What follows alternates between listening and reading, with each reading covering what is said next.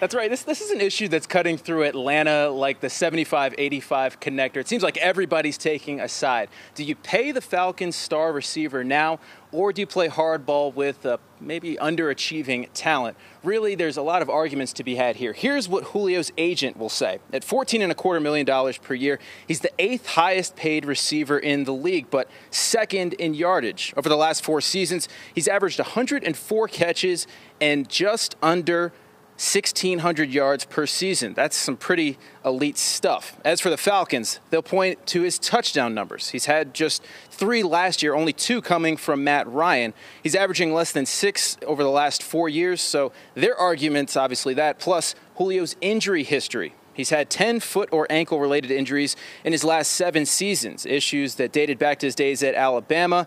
And, who knows? Have we ever seen Julio healthy here in Atlanta? I don't know. About an hour ago, we caught up with Julio's head coach, Dan Quinn, and some of his players, and obviously they're downplaying this whole issue and saying that it's not a big deal. We're just practicing like we have any other day, just coming out here doing our job. Whether he's present or not, we just focus on what we have to do today to get better. Do we want everybody here all the time? Like, hell yeah, like all the time. Like, that's what's so much fun about being part of a team. But I would say if you ask to a man, the guy's a hell of a teammate.